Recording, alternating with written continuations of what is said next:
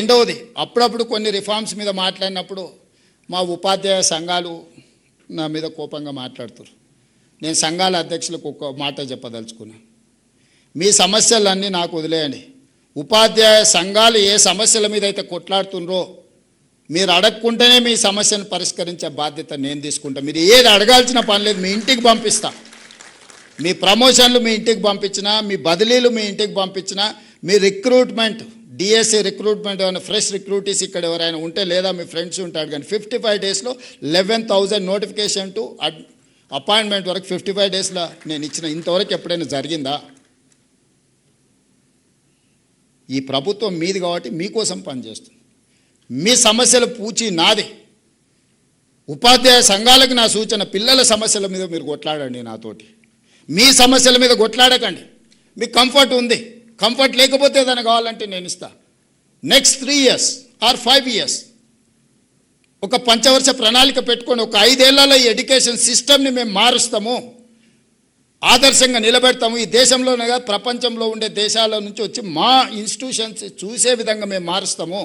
ఈ 5 ఏళ్ళు మా ఉపాధ్యాయ సంఘాలు పిల్లల సమస్యల మీద మేము ప్రభుత్వాలతో కొట్లాడతామని మీరు ఓట్లు తీసుకొని బయటకు వెళ్ళండి. ఎట్లా మారదో నేను చూస్తా. ఏ ప్రభుత్వం అయినా మీకు తల ఉంచదా? ఐఏఎస్లను ట్రాన్స్ఫర్ చేసుడు కష్టం, ఈజీ. తీసి అటేస్తే మళ్ళీ కూడా వెనక్కి వచ్చి అడిగే ధైర్యం చేయరు. కానీ ఒక టీచర్ని ట్రాన్స్ఫర్ చేయగలమా? మీరు చెప్పండి, ఎంత శక్తి ఉంది మీకు? మీ శక్తిని, నా విజ్ఞప్తి ఒక్కటే, 5 ఏళ్ళు పిల్లల కోసం, ఎడ్యుకేషన్ కోసం, మన సొసైటీ కోసం, మన సమాజం కోసం, తరతరాల భవిష్యత్తును మార్చడానికి ఒక 5 సంవత్సరాలు మీరు ఒక ప్రతిజ్ఞ పూనండి. ఆ ప్రతిజ్ఞ ఈ దేశాన్ని మార్చకపోతే చూడండి, తెలంగాణను కాదు ఈ దేశాన్ని మారుస్తుంది. ఈ దేశానికి నాయకత్వం పివి నరసింహారావు గారు ఇయ్యలేదా? గొప్ప మేధావిగా ఉత్తమ పార్లమెంటరీగా జయపాల్ రెడ్డి గారు రాణించలేదా? బూరుగుల రామకృష్ణారావు గారు గొప్పగా పరిపాలన అందించలేదా? ఎందుకు ఇయ్యలేము మనం తెలంగాణ నుంచి?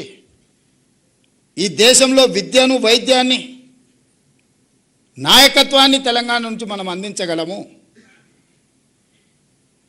కానీ మనకు స్పష్టత ఉండాలి, మనం ఏ దానికోసం కొట్లాడుతున్నాం, ఎందుకోసం కొట్లాడుతున్నాం.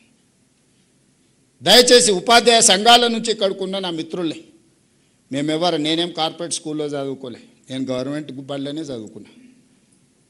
నేను మొన్న కొత్తకోట పోయినప్పుడు చెప్పిన, గవర్నమెంట్ స్కూల్లో చదివితే ఏమవుతావు అని ఎవరన్నా అడిగితే తెలంగాణకు ముఖ్యమంత్రి అవుతా అని చెప్పమని. అయినా కదా కొండారెడ్డిపల్లి గవర్నమెంట్ స్కూలు, తాండ్రలనో వనపర్తిలో గవర్నమెంట్ స్కూల్ విద్యార్థి తెలంగాణ రాష్ట్రానికి ముఖ్యమంత్రి అయింది కదా. మీకు గౌరవం తగ్గే పని అయితే ఒక్కటి కూడా చేయలే కదా.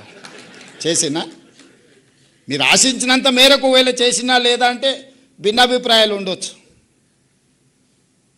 ఏ అనుభవం లేకుండానే నేను ఆ గతంలో ఏ మంత్రి చేయలే. అనుభవం లేకపోయినా 30 నెలల నుంచి తెలంగాణ రాష్ట్రాన్ని అయితే కలగాపులగం అయితే చేయలే కదా. జాగ్రత్తగా నేను నడుపుతున్నా కదా. మరి ప్రభుత్వంలో మీరు చదువు చెప్తే చదివిన ఒక స్టూడెంట్ ఈరోజు తెలంగాణ రాష్ట్రాన్ని దారిలో పెట్టగలుగుతున్నాడు, పరిపాలన అందిస్తున్నాడు. ఈ దేశంలో చాలామంది ముఖ్యమంత్రులు లేకపోతే ఈ దేశ ప్రధానమంత్రి వచ్చినప్పుడు కూడా నాతో కలిసి పనిచేయి భవిష్యత్తు బాగుంటుంది అనే పరిస్థితి వచ్చిందని మీరు చెప్పిన చదివే కదా.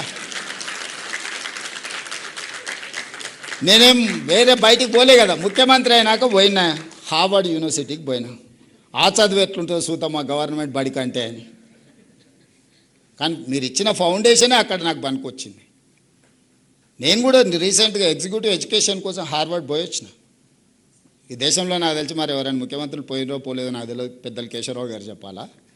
ఇప్పుడున్న ఎడ్యుకేషన్ సిస్టమ్ మిమ్మల్ని పంపించడమే కాదు, as a state chief minister నేను కూడా వెళ్ళి చూసిన అసలు ఏంది. హార్వర్డ్ నుంచి గొప్ప గొప్ప మేధావులు వస్తారు, నోబెల్ గ్రహీతలు వస్తారు, యూనికాన్స్ వస్తారు అని అంటే చూద్దాం అది కూడా అని.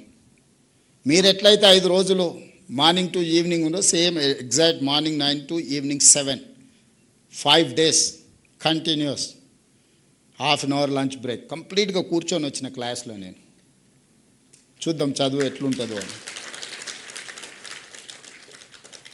చదువుతో పాటు క్రమశిక్షణను కూడా నేర్పుతుంది క్లాస్ రూమ్. క్రమశిక్షణ లేనోడు జీవితంలో ఎందుకు పనికిరాడు. ఎందుకన్నా పనికొచ్చినా తాత్కాలికమే. తెలివి తక్కువ క్రమశిక్షణ ఉంటే ఎక్కువ పని చేయొచ్చు. తెలివి ఎక్కువ క్రమశిక్షణ లేకపోతే సరైన సమయానికి వాడు అక్కడికి రానే రాడు. దానివల్ల ఏం ఉపయోగం? మహామేధా ఉంటాడు కానీ పరీక్ష రోజు పరీక్ష రాయకపోతే ఏమవుతాడు?